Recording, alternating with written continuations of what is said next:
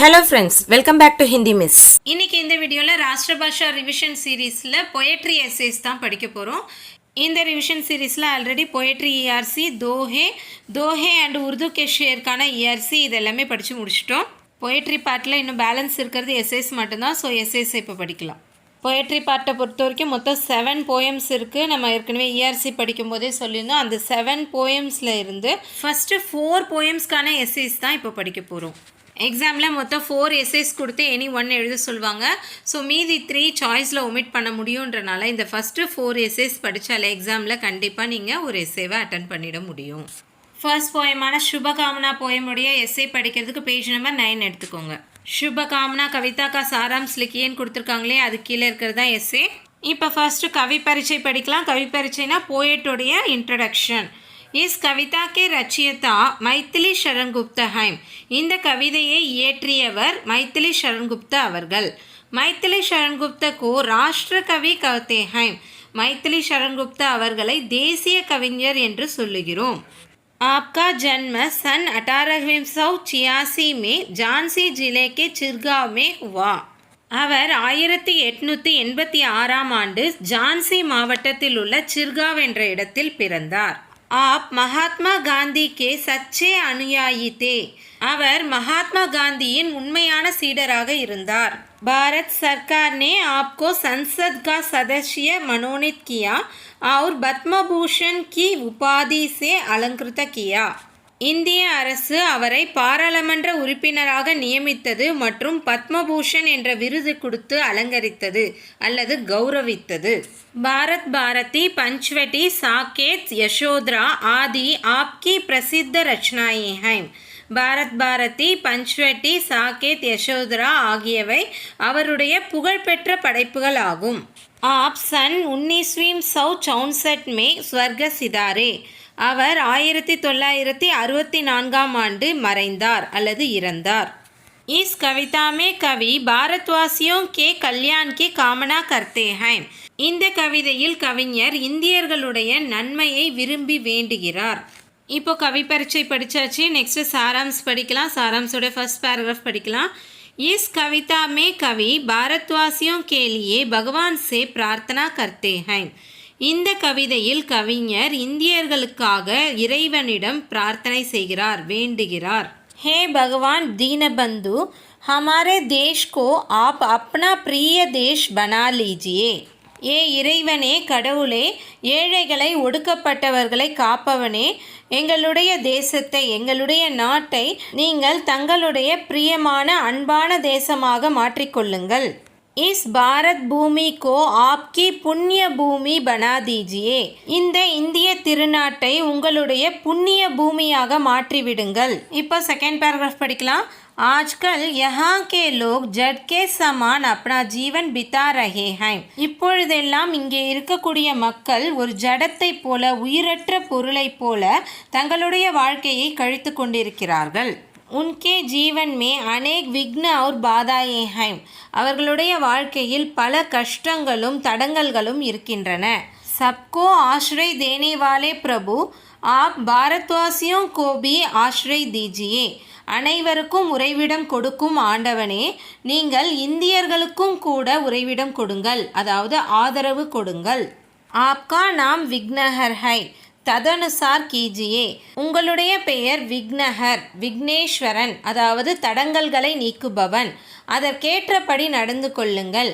தடங்கல்களை நீக்குபவனான நீங்கள் எங்களுடைய தடங்கல்களை நீக்க அருள் புரியுங்கள் என்று கவிஞர் கடவுளிடம் வேண்டிக் கொள்கிறார்.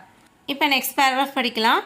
हे भगवान, सब भारतवासियों के नसों में उनके पूर्वजों के पुण्य रक्त प्रवाहित हो रहा है. ஹே கடவுளே, எல்லா இந்தியர்களுடைய நரம்புகளிலும் அவர்களுடைய முன்னோர்களின், அதாவது அம்மா, அப்பா, தாத்தா, பாட்டி முதலியவர்களின் புண்ணிய ரத்தம் ஓடிக்கொண்டிருக்கிறது. சப் லோக் குணவான், ஷீலவான், சாகசி, பலவான் பஞ்சாயே. இந்தியர்கள் அனைவரும் நற்குணங்கள் நிறைந்தவர்களாகவும் நல்லொழுக்கம் உள்ளவர்களாகவும் தைரியசாலிகளாகவும் பலசாலிகளாகவும் இருக்க வேண்டும் என்றும், சப்மே சப்குச் கர்னே கா உத்சாஹோ, எல்லோரிடத்திலும் எல்லாவற்றையும் செய்ய முடியும் என்ற உற்சாகம் இருக்க வேண்டும் என்றும் கவிஞர் இறைவனிடம் வேண்டிக் கொள்கிறார். இப்போ நெக்ஸ்ட் पैराग्राफ படிக்கலாம். भारतवासी दूसरों की वेदनाओं को समझें और सहायता करें. இந்தியர்கள் மற்றவர்களுடைய வேதனைகளை புரிந்து கொண்டு உதவி செய்ய வேண்டும் என்றும், हे भगवान हम सब सदा तुम्हारा ध्यान करें और आप हम पर सदा कृपा दृष्टि रखें. ஏ கடவுளே, நாங்கள் எல்லோரும் எப்பொழுதும் உன்னுடைய நினைவிலேயே இருக்க வேண்டும் என்றும், நீங்கள் எங்கள் மேல் எப்பொழுதும் கருணையான அன்பான பார்வையை வைக்க வேண்டும் என்றும் கடவுளிடம் கவிஞர் வேண்டிக் கொள்கிறார். நெக்ஸ்ட் पैराग्राफ படிக்கலாம். हमारे भारतवासी विद्या कला एवं कौशल्य के प्रति आकर्षित रहें. எங்களுடைய இந்தியர்கள் கல்வி, கலை மற்றும் திறமை இவற்றால் ஈர்க்கப்பட்டவர்களாகவும் ஈடுபாடு உள்ளவர்களாகவும் இருக்க வேண்டும் என்றும், जो उद्योग वे करते हैं उसमें पूर्ण लगन के साथ रहें. எந்த தொழிலை அவர்கள் செய்கிறார்களோ அதில் முழு ஈடுபாடுடன் இருக்க வேண்டும் என்றும், சதா கேலியே ஆலசீப்பன் கோ தூர் கர்தே, எப்பொழுதும் தங்களுடைய சோம்பேறித்தனத்தை அகற்றிவிட வேண்டும் என்றும், சப்லோக் சுக் அவுர் துக்கோ ஏக் சமான் மானே, எல்லோரும் சந்தோஷத்தையும் கவலையையும் ஒன்றாக ஒரே சமமானதாக எண்ண வேண்டும் என்றும், சப்கே மன்மே சதா ராஷ்டிரிய பாவனா கூஞ்ச்தி ரஹே, எல்லோருடைய மனதிலும் எப்பொழுதும் தேசபக்தி உணர்வு எதிரொலித்து கொண்டே இருக்க வேண்டும் என்றும் கடவுளிடம் கவிஞர் வேண்டிக் கொள்கிறார். இப்போ நெக்ஸ்ட் पैराग्राफ படிக்கலாம். कठिनाइयों में वे अधिक उत्साह के साथ परिश्रम करें. கஷ்டங்கள் வரும்போது எங்கள் இந்தியர்கள் அனைவரும் அதிகமான உற்சாகத்துடன் உழைக்க வேண்டும் என்றும், உன்கா ஜீவன் சரல் ஹோ, ஷரீர் சக்திசாலி ஹோ और मन சதா சுத்த ரஹே, அவர்களுடைய வாழ்க்கை எப்பொழுதும் எளிமையானதாகவும் உடல் வலிமை மிக்கதாகவும் மற்றும் மனம் எப்பொழுதும் சுத்தமானதாகவும் இருக்க வேண்டும் என்றும் கவிஞர் வேண்டிக் கொள்கிறார். இப்போ நெக்ஸ்ட் पैराग्राफ படிக்கலாம். किसी भी हालत में किसी भी स्थान में अपने देश हो या विदेश सदा सत्य पथ का अनुसरण करें. எந்த ஒரு சூழ்நிலையிலும் எந்த ஒரு இடத்திலும் நம் நாடாக இருந்தாலும் சரி அல்லது வெளிநாடாக இருந்தாலும் எப்பொழுதும் சத்தியத்தின் பாதையிலிருந்து விலகாமல் சத்தியத்தின் பாதையிலேயே செல்ல வேண்டும் என்றும், பகவான் கி சாஹ் கே அனுசார் ரஹனே கே லியே வே தயார் ரஹே, கடவுளின் விருப்பத்திற்கேற்ப இந்தியர்கள் அனைவரும் இருப்பதற்கும் வாழ்வதற்கும் தயாராக இருக்க வேண்டும் என்றும் கடவுளிடம் கவிஞர் வேண்டிக் கொள்கிறார். இப்போ நெக்ஸ்ட் पैराग्राफ படிக்கலாம். வே கபி பி அப்னே லக்ஷ்ய சே ஹட் ந ஜாயே, இந்தியர்கள் ஒருபொழுதும் தங்களுடைய லட்சியத்தை விட்டு விலகக்கூடாது என்றும், ஜப் தக் ஜீவித்த ரஹே தப் தக் புண்ணியக்கே பக்ஷமே ரஹே, எப்பொழுது வரை உயிருடன் இருக்கிறார்களோ அப்பொழுது வரை புண்ணியத்தின் பாதையிலேயே இருக்க வேண்டும் என்றும் கடவுளிடம் கவிஞர் வேண்டிக் கொள்கிறார். இப்போ லாஸ்ட் पैराग्राफ படிக்கலாம். சப் லோக் சதா அப்னே கர்த்தவ்ய நிபானே மே லகே ரஹே, இந்தியர்கள் அனைவரும் தங்களுடைய கடமையை செய்வதில் தங்களுடைய கடமையை காப்பாற்றுவதில் ஈடுபட்டிருக்க வேண்டும் என்றும், சம்பத்தி ஹோ யா விபத்தி சுக் ஹோ யா துக் வே மன் சே கம்ஜோர் ந பனே சதா சுஸ்த ரஹே, செல்வ செழிப்பிலோ அல்லது ஆபத்து காலங்களிலோ சந்தோஷத்திலோ அல்லது கவலையிலோ இந்தியர்கள் தங்களுடைய மனதில் பலவீனமானவர்களாக இருக்கக்கூடாது என்றும் எப்பொழுதும் சுறுசுறுப்பானவர்களாக இருக்க வேண்டும் என்றும் கடவுளிடம் கவிஞர் வேண்டிக் கொள்கிறார். இந்த ஃபர்ஸ்ட் எஸ்ஸே படித்து முடிச்சாச்சு. உங்களுக்கு நல்லா புரிஞ்சிருக்கும்னு நினைக்கிறேன். நல்லா படித்து எழுதி பாருங்கள். செகண்ட் போயமான சாஹ் போயமுடைய எஸ்ஸே படிக்கிறதுக்கு பேஜ் நம்பர் 11 எடுத்துக்கோங்க. இங்கே சாஹ் கவிதா கா சாராம்ஸ் லிக்கின்னு கொடுத்துருக்காங்களே, அதுக்கு கீழே இருக்கிறது தான் இந்த சாஹ் போயம்கான எஸ்ஸே. இங்கே ஃபர்ஸ்ட் பேராகிராஃபில் கவி பரீட்சை கொடுத்துருக்காங்க. கவி பரீட்சைனா இந்த போயம் எழுதின கவிஞருடைய இன்ட்ரடக்ஷன். இஸ் கவிதா கே ரச்சியதா மாக்கன்லால் சதுர்வேதி ஹைம், இந்த கவிதையை இயற்றியவர் மாக்கன்லால் சதுர்வேதி அவர்கள்.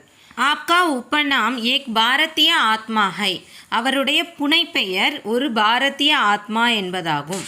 आपका जन्म सन 1888 में मध्य प्रदेश के खंडवा में हुआ. அவர் 1888ஆம் ஆண்டு மத்திய பிரதேசத்தில் உள்ள கண்ட்வா என்ற இடத்தில் பிறந்தார். आप राष्ट्रीय आंदोलनों में शामिल होकर अनेक बार जेल भी गए. அவர் தேசிய போராட்டங்களில் கலந்து கொண்டு பல முறை சிறைக்கு கூட சென்றார். हिम तरंगिनी हिम किरीटिनी माता आदि इनकी प्रमुख रचनाएं हैं. ஹிம் தரங்கினி ஹிம் கிரீட்டினி மாதா ஆகியவை இவருடைய முக்கிய படைப்புகள் ஆகும். कवि एक पुष्प के माध्यम से देशभक्ति भावना को प्रकट करते हैं. கவிஞர் ஒரு பூவின் மூலமாக தேசபக்தி உணர்வை வெளிப்படுத்துகிறார். आप 1968 में स्वर्ग सिधारे. அவர் 1968 ஆண்டு மறைந்தார் அல்லது இறந்தார். கவி பரீட்சை படித்து முடிச்சாச்சு. இப்போ சாராம்ஸ் படிக்கலாம். சாராம்ஸில் ஃபர்ஸ்ட் பேராகிராஃப் படிக்கலாம். प्रस्तुत कविता में देशभक्ति भावना से भरपूर एक पुष्प कहता है. கொடுக்கப்பட்ட கவிதையில் தேசபக்தி உணர்வு நிறைந்த ஒரு பூ சொல்கிறது. की என்னவென்றால் उसे सुरबाला के गहनों में गुंथे जाने की चाह नहीं है. அந்த பூவிற்கு தேவதைகளுடைய நகைகளில் கோர்க்கப்படுவதில் ஆசை இல்லை என்று சொல்கிறது. किसी प्रेमी की माला में रहकर उसकी प्यारी को आकर्षित करने की इच्छा नहीं है. ஏதோ ஒரு கல்யாண மாலையில் அல்லது காதல் மாலையில் இருந்து கொண்டு அவர்களுடைய பாசத்தை அவர்களுடைய அன்பை தூண்டிவிட ஆசை இல்லை என்று பூ சொல்கிறது. இப்போ நெக்ஸ்ட் பேராகிராஃப் படிக்கலாம். सम्राटों के शवों पर चढ़ाए जाने की चाह नहीं है. பேரரசர்களுடைய சவத்தின் மேல் அதாவது இறந்து போன உடலின் மேல் செலுத்தப்பட ஆசை இல்லை அப்படின்னு பூ சொல்லுது. அதாவது இறந்து போன அந்த பேரரசர்களின் உடலின் மேல் தூக்கி எறியப்பட ஆசை இல்லை. देवों के सिर पर चढ़कर अपने भाग्य पर गर्व करने की चाह भी उसके मन में नहीं है. கடவுள்களுடைய தலைமேல் ஏறிக்கொண்டு தன்னுடைய அதிர்ஷ்டத்தை எண்ணி பெருமை கொள்ளும் ஆசை கூட தன்னுடைய மனதில் இல்லை என்று அந்த பூ சொல்கிறது. ஆக அந்த பூ என்ன சொல்லுது? தேவதைகளுடைய நகைகளில் கோர்க்கப்படுறதுக்கு ஆசை இல்லை, கல்யாண மாலைகளில் இருந்துக்கிட்டு அவங்களுடைய அன்பை பாசத்தை தூண்டி விடுறதுக்கு ஆசை இல்லை, பேரரசர்களுடைய இறந்த உடலின் மேல் விழுவதற்கு ஆசை இல்லை, கடவுள்களோட தலைமையில ஏறிக்கிட்டு அந்த கௌரவத்தை நினச்சி பெருமை கொள்றதுக்கு ஆசை இல்லை. அப்போ அந்த பூ என்னதான் ஆசைப்படுதுன்னு பார்க்கலாமா? நெக்ஸ்ட் பேராகிராஃப் படிக்கலாம். வ ராஷ்டிர பிரேமி புஷ்ப வனமாலி சே कहता है. அந்த தேசப்பற்று மிக்க பூ கிருஷ்ண பகவானிடம் சொல்கிறது. என்ன சொல்லுது? तुम मुझे तोड़कर उस रास्ते पर फेंक दो. நீ என்னை பறித்து அந்த பாதையில் எரிந்துவிடு. எந்த பாதையில்? जिस रास्ते से होकर देश की रक्षा के लिए अपने प्राणों की बलि चढ़ाने अनेक वीर जाते हैं. எந்த பாதை வழியாக நாட்டை பாதுகாப்பதற்காக தன்னுடைய உயிரையும் தியாகம் செய்ய பல வீரர்கள் செல்கிறார்களோ அந்த பாதையில் தன்னை தூக்கி எறியும்படி பூ சொல்கிறது. मैं उनके पैरों की सेज बनाकर अपने भाग्य पर गर्व करना चाहता हूँ. நான் அந்த வீரர்களுடைய கால்களுக்கு படுக்கையாக மாறி என்னுடைய அதிர்ஷ்டத்தை எண்ணி பெருமை கொள்ள விரும்புகிறேன் அப்படின்னு அந்த பூ சொல்லுது. இங்கே மேலே குறிப்பிட்டிருக்க எந்த விஷயத்துக்குமே தனக்கு ஆசை இல்லைன்னும் இந்த நாட்டிற்காக தன்னுடைய உயிரையும் தியாகம் செய்யக்கூடிய வீரர்களுடைய கால்களுக்கு படுக்கையாக மாற விரும்புவதாகவும் அந்த தேசப்பற்று மிக்க பூ மூலமாக மாக்கன்லால் சதுர்வேதி தன்னுடைய தேசப்பற்றை விவரித்திருக்கிறார். இந்த 2 பொயட்ரி எஸ்ஸேவையும் நல்லா படித்து ஒரு பேராகிராஃபாக டெஸ்ட் எழுதி அப்புறம் மொத்தமாக சேர்த்து டெஸ்ட் எழுதி பாருங்கள். திரும்ப டெஸ்ட் எழுதும் போது தான் மிஸ்டேக்ஸ் குறையும். இந்த எஸ்ஸேஸ் படிச்சுட்டே இருங்க. அடுத்த 2 எஸ்ஸேஸை நெக்ஸ்ட் வீடியோவில் படிக்கலாம். அது வரைக்கும் இந்த வீடியோலையோ இல்லை இதுக்கு முந்தின வீடியோஸ்லேயே ஏதாவது டவுட்ஸ் இருந்ததுன்னா கமெண்ட் செக்ஷனில் கொடுங்க. கண்டிப்பாக நான் கிளியர் பண்ணுறேன். இந்த வீடியோ உங்களுக்கு பிடிச்சிருந்தா லைக் பண்ணுங்கள், உங்கள் ஃப்ரெண்ட்ஸோட ஷேர் பண்ணுங்கள். இது வரைக்கும் என்னுடைய சேனலை சப்ஸ்கிரைப் பண்ணுங்கள். பக்கத்தில் இருக்க பெல் ஐக்கானையும் கண்டிப்பாக கிளிக் பண்ணுங்கள். அப்போ தான் இனிமேல் வரப்போகிற என்னோடய வீடியோஸ்லாம் நீங்கள் மிஸ் பண்ணாமல் பார்க்க முடியும். தேங்க்யூ ஃபார் வாட்சிங் and see you in the next video.